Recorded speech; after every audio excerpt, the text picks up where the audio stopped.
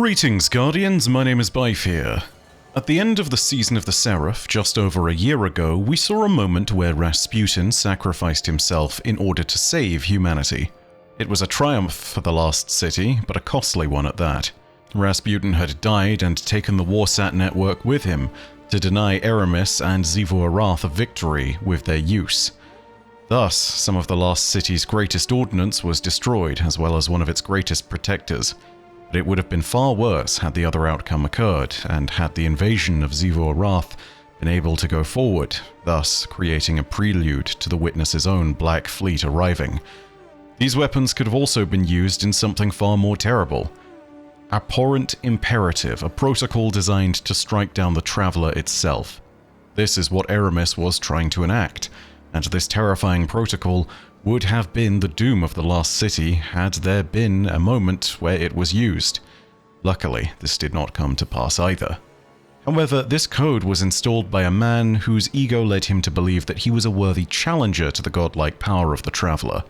I am, of course, referring to the creator of the Warmind and the Exos, Clovis Bray I. Prior to Rasputin's sacrifice, Anna Bray forcefully partitioned and ejected Clovis Bray's presence from within Rasputin's prototype exobody. This was to prevent Clovis from integrating with the Seraph station above Earth, and thus gaining control of the Warsats and the Warmind. As it turns out, this could have been even more calamitous. Clovis fled back to Europa after this had occurred, and has remained there ever since. But he's still a problem, and we still need to deal with him. There are a few things we should really do before we talk about anything else on this topic. And firstly, we should state that Clovis Bray is a complicated character to discuss because he's now technically an AI. This was an AI created off of a scan of Clovis's brain from the moments before his death. A quantum snapshot that supposedly preserved a perfectly accurate version of his personality. This accuracy and the fact that Clovis's state of mind before his death was one of frustration, determination, and a terrifying kind of resolve might explain why, despite only being a head, he has such a massive stick up his ass. Secondly, it should be noted that before he was purged from the exoframe by Anna Bray, he managed to send himself a message on Europa. Take a listen to this.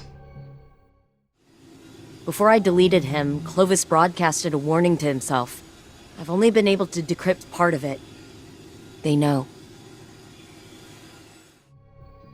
They know implies that Clovis was telling himself about how we were made aware of his intents for the Warsats and the Warmind at large.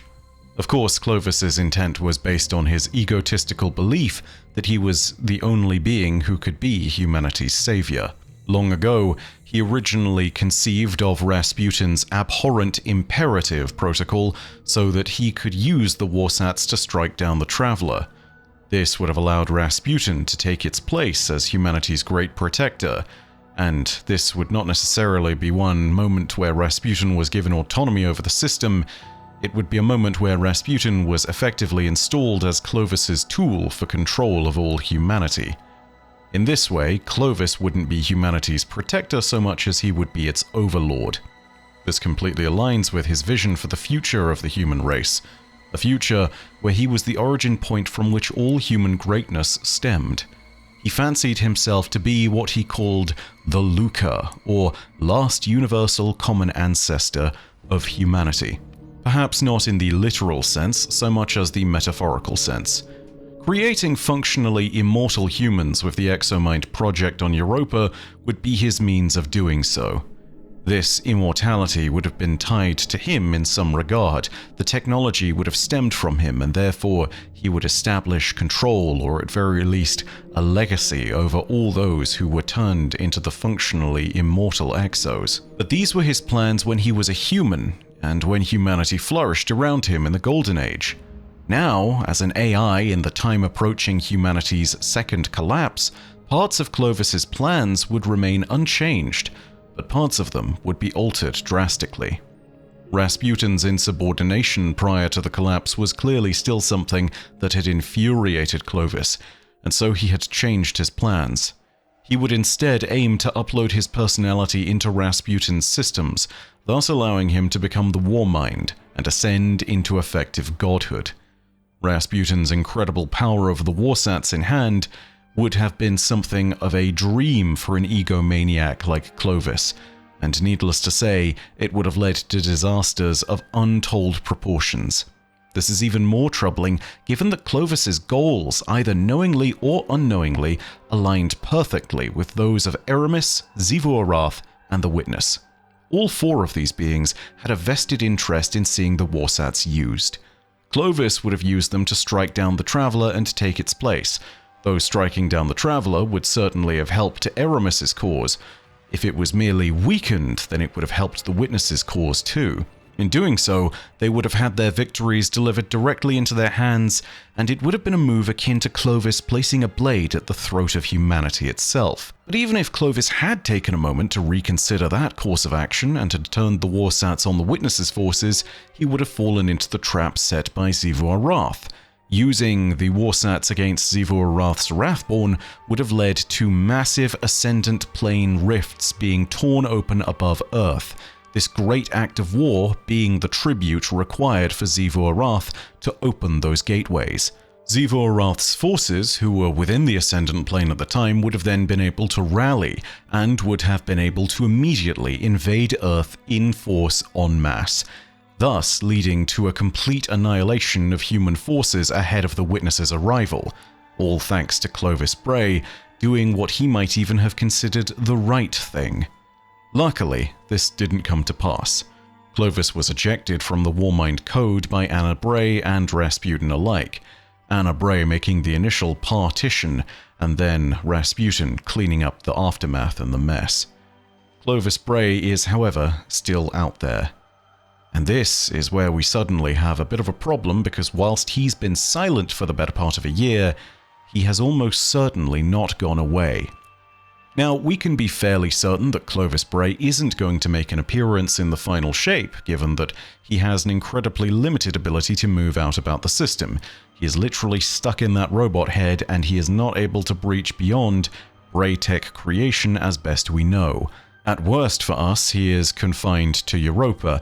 At best, he is confined to the Braytech creation facility. Regardless, the fact still remains, he is out there, and to the best of our knowledge, he was not destroyed by any of the other forces of the Witness. He might not be an immediate threat because of that lack of mobility, but I think it'd be fair to say that his intent is undeniably still malicious. As an egomaniac who believed with absolute certainty that his destiny was to be the leader of all humanity, being locked away within a distant facility is only going to make him more determined to enact future schemes that will deliver him unto his fate. Clovis's journals, that can be recovered thanks to all of our expeditions on Europa, were revealing in this manner. It revealed that even back in the Golden Age, he believed that he was not only destined for such greatness, but that all other human life was lesser in this regard and was incapable of navigating the future ahead of them to humanity's benefit. It leads me to the very simple conclusion that he is a greater threat to the system than we have realized, and that if ever the opportunity to seize control of humanity arose, he would take it, even if that meant using force. So we should take a look at the possibility of danger arising thanks to Clovis, and any assessment of this danger requires us to make note of a single question. Who can access the Braytech creation facility or Europa, and who can actually get a line of communication to Clovis? As a master manipulator, I would find it unlikely that Clovis would pass up any opportunity to lie his way into a situation that he could benefit from. The danger that he poses to those around him is substantial, but unless those third parties who might work with Clovis are forewarned, they would likely find that out far too late and would suffer as a result of merely interacting with him. Luckily, I think here we can take some comfort in the fact that the system is nowhere near as wild as it used to be. With the forces of the Coalition and the forces of the Witness aligning roughly into two sides, it's now possible that at least some of the forces that might previously have investigated Europa will hold off if ordered to do so. In particular, the cabal of the Coalition under Keitel come to mind, Although with the Cabal generally, there is a further point to be made. A significant proportion of the Cabal forces aligned themselves with the Shadow Legion under Callus. However, the Shadow Legion was predominantly deployed to areas of Neomuna and Earth by Callus before his death, and they have not received any new orders since, as best we know. With Keitel being able to command the other remaining Cabal forces under her coalition banner, she is able to actually prevent them from entering the Braytech labs, given her likely authority over those Cabal. Therefore, it's unlikely that we'll see an intrusion into Clovis's facility similar to the Cabal activities during the Season of the Chosen. For those of you that don't know, that's the story of Battleground Hailstone, where the Cabal delved into the moon looking for the Deepstone Crypt and possibly the Exomind tech buried within. This is not something that will happen again, seeing as most of the Cabal in the system have likely either aligned themselves to Keitel's banner or are so far away from Europa that they're unlikely to make another incursion in that manner. The forces of the Witness on Europa are also somewhat less likely to be wandering into the Braytech facilities from here on out. Scattered and leaderless, the Witness's forces mostly fell into the fold of either Xivu Arath or Aramis, but Xivu Arath's banishment has loosened her control of the Taken and the Wrathborn significantly, meaning that they're more wild and animalistic, left without many orders and operational ability. There is, of course, a local force to Europa that would have been under the Witness's control in the form of the House of Salvation, but Aramis's departure from the system makes an incursion by that house much less likely. They too have lost their leadership, and unless there is a particularly charismatic figure within the Eliksni hierarchy there that is able to suddenly rally a new group of Eliksni raiders to their cause, and who has the foresight to work with Clovis, I feel as though an incursion from the House of Salvation that would render success is highly unlikely too. These incursions that would be made are also, generally speaking, not the kind that Clovis would actually be satisfied with. Most of the time when the Eliksni enter into Braytech facilities, or when the Eliksni just look into Golden Age ruins generally, it's conducted with the aim of scavenging and looting. And Clovis, much as he may be someone who is willing to take chances, does not like looters. He would see the technology as part of humanity's great legacy, and so any time that the Eliksni come looting, he will probably treat that as an incredibly hostile action, and unleash his security frames against those intruders to prevent it from happening. So, I don't think that the Eliksni under the House of Salvation will be a huge issue unless a new leader arises. Thus far, no one has walked into that power vacuum. We'll have to see if someone does. And then, of course, you have to remember that lots of the leadership of the House of Salvation have already been turned into scorn by the Witness.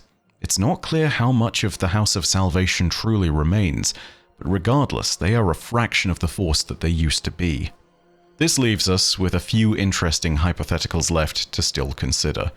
Clovis's options are, generally speaking, not left that wide open, but I think there are still 3 that he can consider. Firstly, Clovis might find random actors out in the system who might align with his interests that he might want to work with. Secondly, Clovis might be finding himself drawn into an alliance with dark forces that are remaining in the system after the Witness's death, if the Witness does die.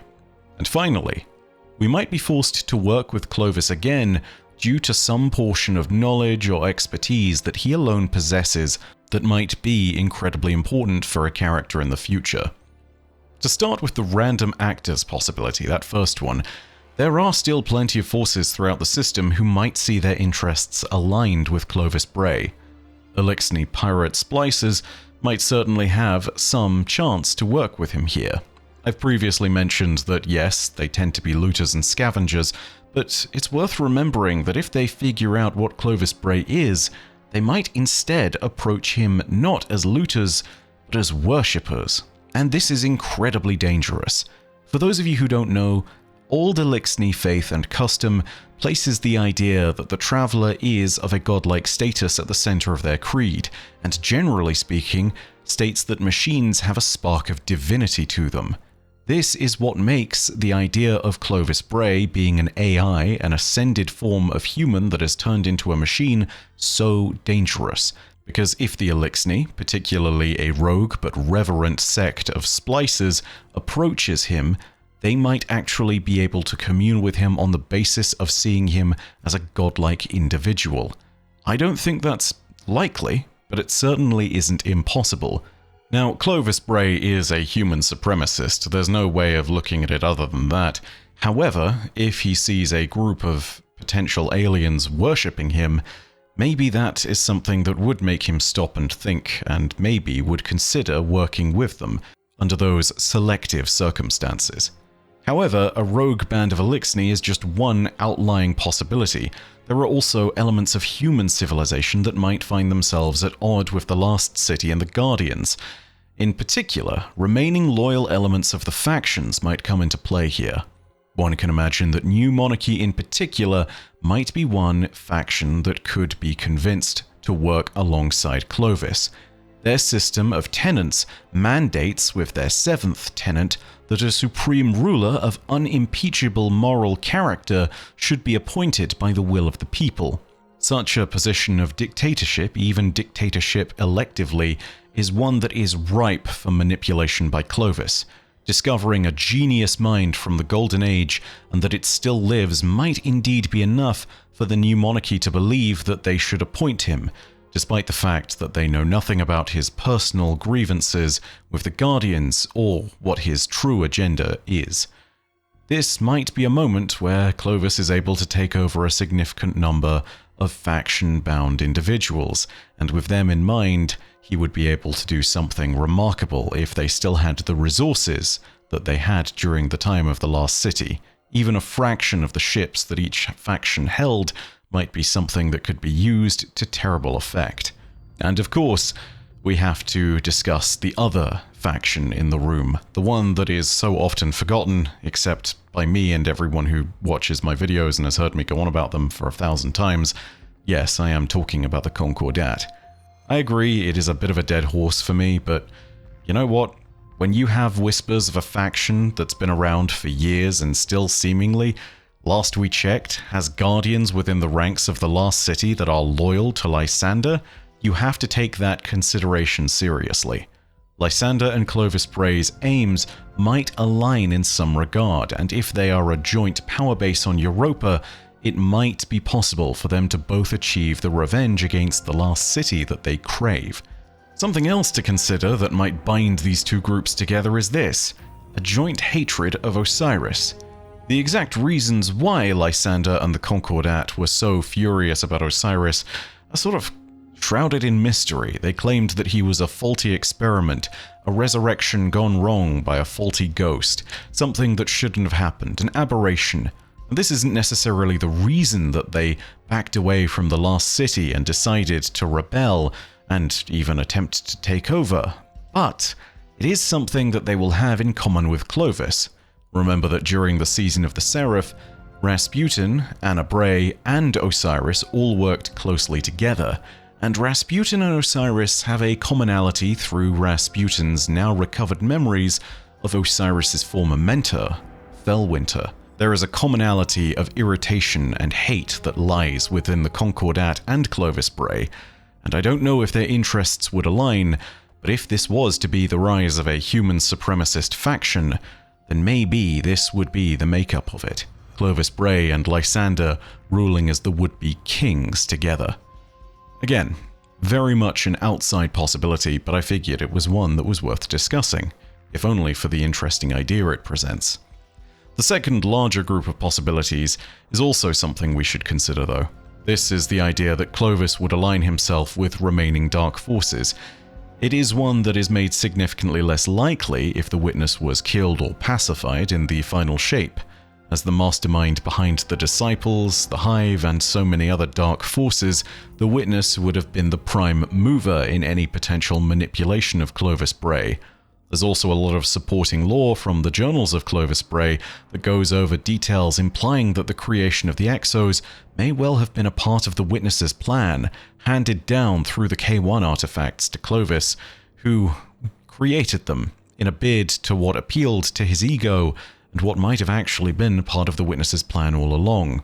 If Clovis was manipulated once in this way, it's not impossible that a higher power, one of disciple-level strength, could manipulate him again.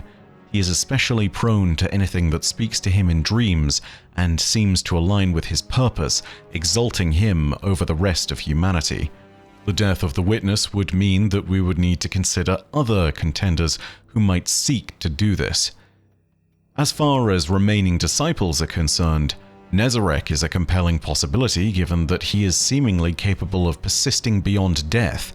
He's done it twice now, once when Savathun killed him, and once when we killed him. Even after he had died, he was able to give us parting words saying that his memory would never fade and that he would live on in our nightmares. Whenever we went to sleep, we would see him, in our darkest of dreams. The fact that Clovis Bray seems to love creating experimental situations with horrific pain might be something that could draw Nezarec to him, but this is not occurring all the time, and if Clovis is safely contained all the way on Europa with nobody but frames around him, I think we can safely say that Nezarec would have trouble achieving any ends of his own by working with Clovis. There is also the question of whether there is a disciple out there that we have yet to meet, one that might align themselves with Clovis or force Clovis's alignment with them. There is at least one unknown disciple whose writings we learned about in the Root of Nightmares raid. They claimed their faith to the witness despite questioning what the final shape was after seeing the disparate practices that supposedly reflected it in all the other disciples. If they end up becoming some kind of unknown successor to the witness, then perhaps they will look to manipulate Clovis. This is all seemingly a set of scant possibilities, though. If the witness is defeated, it's unknown if there would even be any remaining forces at the disposal of the disciples, or if there would ever be any more disciples. So, this is all a series of things that we should consider, but only with the largest of pinches of salt. The final possibility of us being forced to work with Clovis in the future is the one that really sticks in my mind. It is the most dangerous of possible hypotheticals. There might be a few situations in which we desperately need Clovis's knowledge from the Golden Age. The reasons for this are myriad and might tie us back even to the Warmind. Yes, even though it is dead, we might still have to involve Clovis. If this is the case, we need to act with the utmost of caution. I mention things might tie back into the Warmind for two simple factors. During the Season of the Seraph, Rasputin received supplementary data from Felwinter's ghost. Rasputin inherited Felwinter's full perspective from this, including all his memories and understandings. This in turn means that Felwinter sort of lived on temporarily inside Rasputin's mind. With Rasputin having given his life in a noble sacrifice, and with him having an exobody at that point in time, there is the intriguing possibility that the Warmind might be risen again as a guardian at some point in the future. After all, when Rasputin chose to sacrifice himself, he followed that central set of tenets that is recited on a semi-regular basis now, the ones that determine whether a guardian is truly worthy, and how they are chosen by the light. Devotion inspiring bravery, bravery inspiring sacrifice, and sacrifice leading to death. Rasputin redevoted himself to being humanity's guardian, and bravely chose to sacrifice himself for the people of Earth, and to protect the Traveler. This may even have been what stopped the Traveler from leaving us entirely. That's about as close as being counted amongst the worthy dead that could be turned into guardians as it gets. And if Felwinter/Rasputin is going to be resurrected and risen as a whole new guardian, there is something even stranger that might need to be grasped. This is a being that would awake with a treasure trove of potential knowledge about who they were and who they are, and with so many questions about the power they might wield at their fingertips. If Clovis Bray has any remaining grasp over the Warmind, or even understands it, it is possible that this new, reborn Rasputin might seek out Clovis Bray. That is a potentially dangerous future interaction, one that would be rife with potential manipulation, and one which might lead us into a dangerous confrontation with one of the most powerful guardians that might ever have been risen. This is something that is a far-fetched possibility again, but something very much worth considering based simply on the idea that it is a compelling thing to think of Rasputin resurrected as a guardian. If there are a few individuals throughout the system who deserve such a right, there is almost no question Rasputin is one of the top contenders. In summary, whilst he probably isn't going to appear in the final shape, we still need to be cautious. Clovis Bray isn't dead, and there is the chance that we can't contain him forever.